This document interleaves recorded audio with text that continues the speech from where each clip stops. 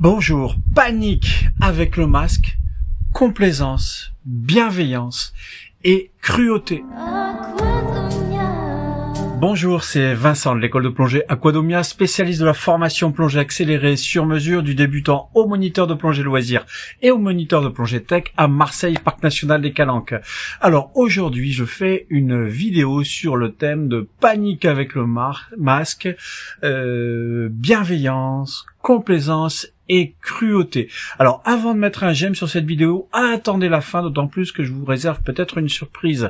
Donc, pourquoi je fais cette vidéo? Tout simplement, vous le savez, vous l'avez peut-être déjà vu sur cette chaîne, je parle beaucoup du scandale du vidage de masque, tout simplement parce que chaque année, on se trouve confronté à la même situation, quelqu'un qui arrive dans un niveau élevé et qui rencontre des problèmes, voire des paniques, voire de la mise en danger dès qu'il a de l'eau dans le masque parce qu'il ne sait pas le vider ou qu'il réagit de manière panique.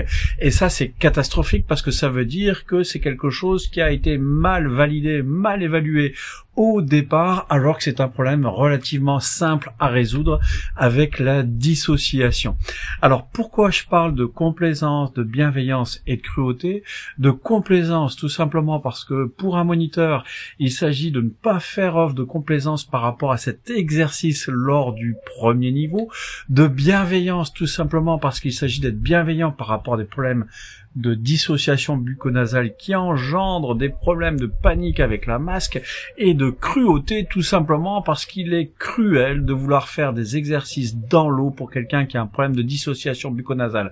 Je m'explique par rapport à la panique avec le vidage de masque, c'est tout simplement pourquoi beaucoup de personnes butent sur cet exercice, et encore je dis beaucoup, c'est à peu près 15% des personnes, tout simplement parce que ici, on est habitué en respiration terrestre, donc depuis votre naissance, à dès que l'on souffle par le nez, réinspirer par le nez.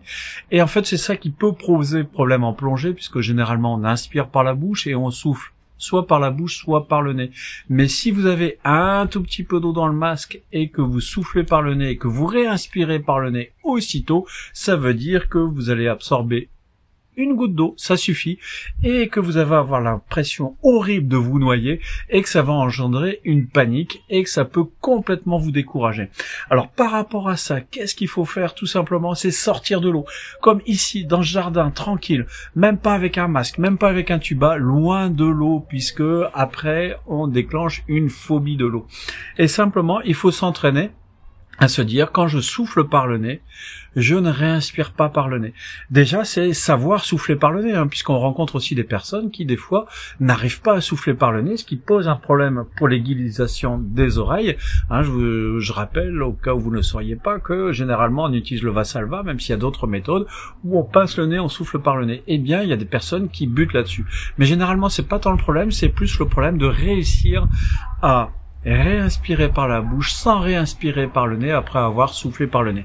Alors comment on peut faire pour ça? C'est tout simplement prendre conscience déjà ici avec ma main. Allez, j'inspire par la bouche, je souffle par le nez. Ok, c'est bon, je sens le courant chaud.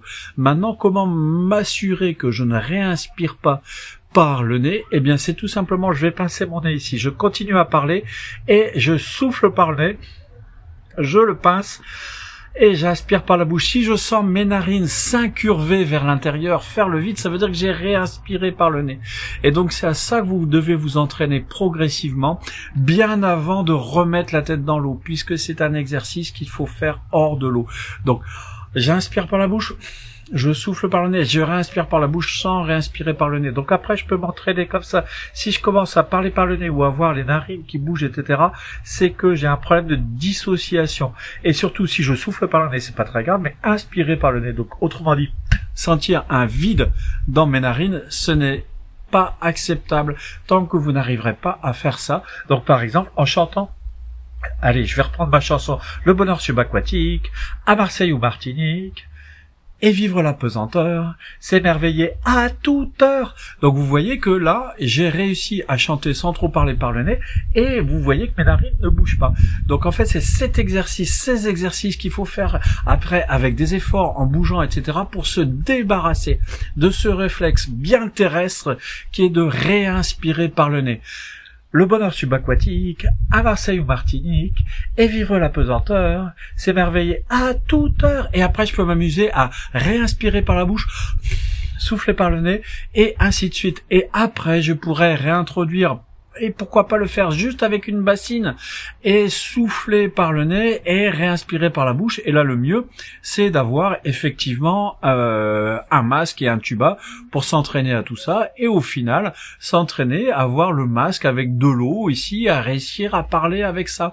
Mais dans un premier temps, faire les exercices hors de l'eau, sans masque, etc., pour prendre conscience qu'il faut dissocier la bouche et le nez, et prendre conscience qu'il ne faut surtout pas réinspirer par le nez lorsqu'on a soufflé par le nez. Donc ça demande une concentration au sol, hors de l'eau, et une grande maîtrise de cet exercice. Mais ça, vous pouvez faire des éducatifs chez vous 3 fois 10 minutes par jour, pendant 2-3 jours, et après, ça va aller tout seul. Après, il faut juste éliminer la phobie de l'eau, mais une fois fait cet exercice, une fois réintroduit la tête dans l'eau, après, ça va se passer tout seul. Mais n'en voulez pas à votre instructeur si vous n'arrivez pas à faire cet exercice dans l'eau, puisque généralement, il faut sortir du contexte pour réussir à progresser là-dessus, tout simplement. Donc, j'espère que cette vidéo vous a été utile. Comme je l'ai promis, une petite surprise, mais dans le lien, vous aurez mon guide pour les trucs et astuces pour mieux réussir vos plongées et votre formation plongée. Donc un guide gratuit à télécharger. Vous aurez un autre lien vers d'autres guides que je vous détaille dans la description, d'autres guides sur les poissons, sur les tortues, plein de guides gratuits que vous pouvez télécharger pour vous enrichir vos connaissances. En tout cas, j'espère que vous aurez aimé cette vidéo. N'hésitez pas à mettre un petit pouce dessus, et puis pensez à vous abonner à la chaîne en cliquant sur la cloche pour recevoir toutes les notifications. Et je vous souhaite de très très belles plongées, et rassurez-vous, la panique avec le masque, ça peut concerner du monde, mais c'est relativement facile à résoudre avec les éducatifs que je viens de vous donner. Donc rien d'insurmontable là-dessus, simplement un peu de patience, et n'en voulez pas à votre moniteur, il faut le faire hors de l'eau, et après vous revenez dans l'eau, et ça ira tout seul, je vous le garantis. J'ai des tas de gens qui bloquaient là-dessus, qui peuvent en témoigner. Une fois que la barrière est franchie, wow, c'est le bonheur, tout est offert en termes de formation plongée pour progresser. Allez, à bientôt.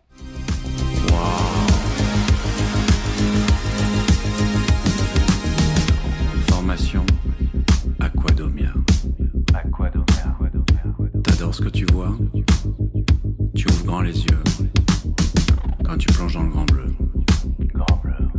Vas-y, la plongée, c'est pour toi. C'est vraiment pour toi.